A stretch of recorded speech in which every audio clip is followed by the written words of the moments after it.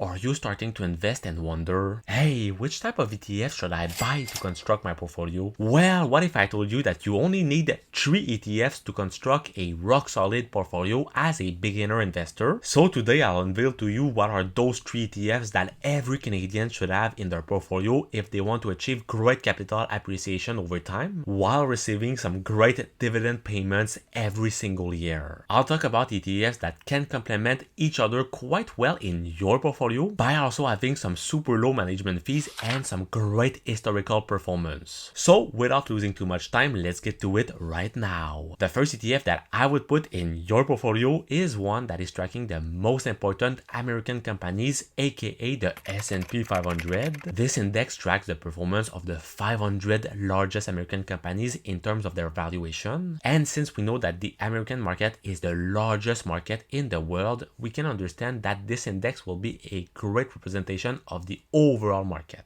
And so for all the Canadians, I believe personally that the best ETF to track this important market would be the Vanguard S&P 500 ETF with the ticker VFV. With some super low management fees of only about 0.09% per year or $9 per $10,000 invest, well, you have access to the most popular stocks found on the stock market with an average median market cap of about $250 billion.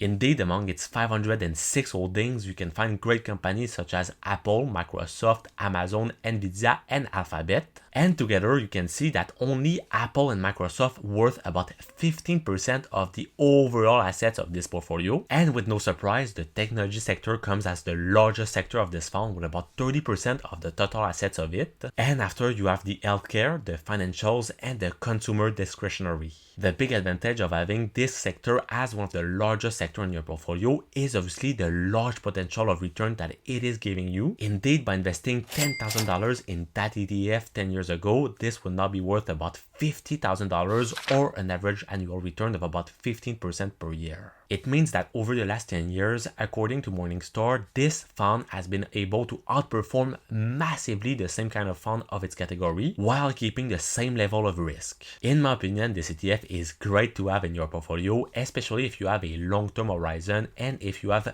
big trust towards the big American companies. Historically, as Warren Buffett once said, the S&P 500 is definitely the best investment that any investor could do, and personally, it is one ETF that I am buying every single week to build myself a great investing portfolio over the long term. And on your side, if you want to see what are the different companies that I hold individually in my portfolio, make sure to check out what has been my stock portfolio update over the last couple of months. But now that I've just presented to you what is the best growth ETF in my opinion to have on the long term, let me introduce you to what is in my opinion the best dividend ETF of all time. Unfortunately, since there are no Canadian equivalents to this ETF, it will only be proposed in US dollars. Nevertheless, as I will share with you later on in the video, it is definitely worth, in my opinion, having it in your portfolio and maybe in your RRSP. And so I've decided to include the Schwab US Dividend Equity ETF with the ticker SCHD. This fund on its side seeks to track the performance of the Dow Jones US Dividend 100 Index, which is composed of 100 US companies that have been consistently paying some dividends over years and that also have some great financial health. So when you are buying VFV, you are directly buying the 500 largest American companies in terms of valuation without taking in consideration whether or not they are paying a dividend, because in fact some large cap companies such as Google, Tesla, and Meta are not paying any dividends to their shareholders. While on your side, if you decide to buy SCHD, you are also buying some pretty large cap companies that have an average median market cap of about $150 billion,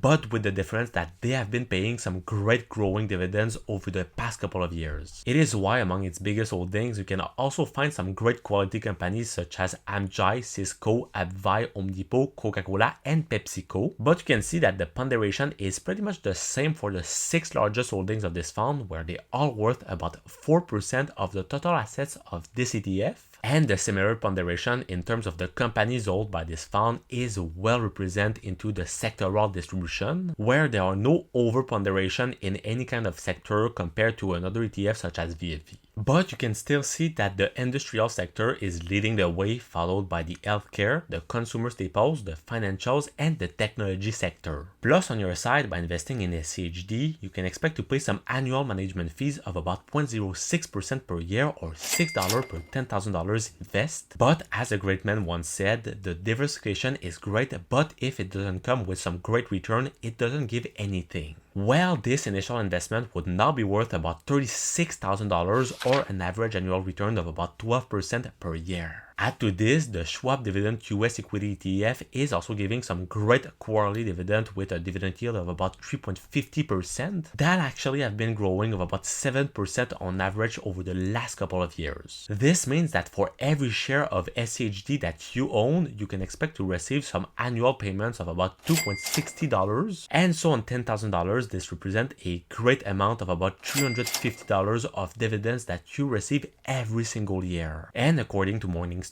by having slightly less risk compared to the same fund of its category, well, this fund has been able to massively outperform them over the last 5 and 10 years. Personally, I have long hesitated between this ETF and the Vanguard FTSE Canadian High Dividend Yield ETF with the ticker VDY, but even if this Canadian ETF is giving more dividend payments to their shareholders every single year, well, this dividend has been decreasing over the last couple of years and its past performance hasn't been as good as for SCHD.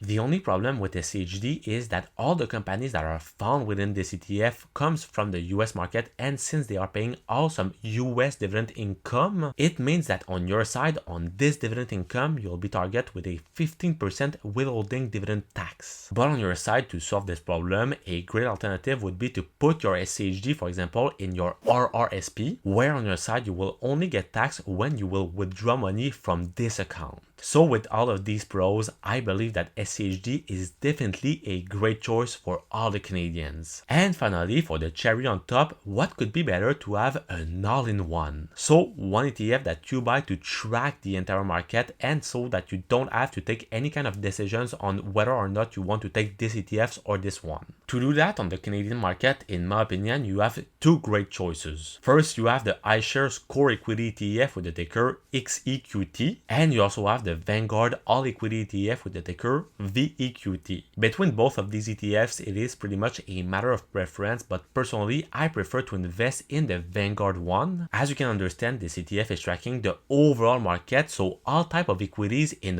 one ticker. It is why VEQT owns about 13,000 companies in its portfolio, meaning that buying this one ticker, you are actually holding a certain and a small portion of about 13,000 companies. It also means that the ponderation in every single companies is pretty much lower compared to the other two ETFs that I just presented to you. Nevertheless, you can still see that Apple and Microsoft are still coming as the largest stocks in it. And after, since it is a Canadian ETF, you can find great companies such as RBC, TD, Shopify, and Amazon. But as you can see by the ponderation, there are no companies that are worth more than 3% of the total assets of this fund. On your side, by holding the entire stock market with this ETF in your portfolio, you can expect to pay some slightly higher annual management fees of about 0.24% per year or $24 per $10,000 invest. And since the inception of this fund in 2019, your initial $10,000 would now be worth about $15,000 or an average annual return of about 10% per year. And so according to Morningstar, this ETF has been able to outperform the same kind of funds of its category by having the same level of risk. So even if VEQT has been underperforming the two other ETFs that I've just presented to you, well, this one is perfect for anyone that doesn't want to have the trouble to pick any kind of singular ETFs one by one and that just want to buy the entire market.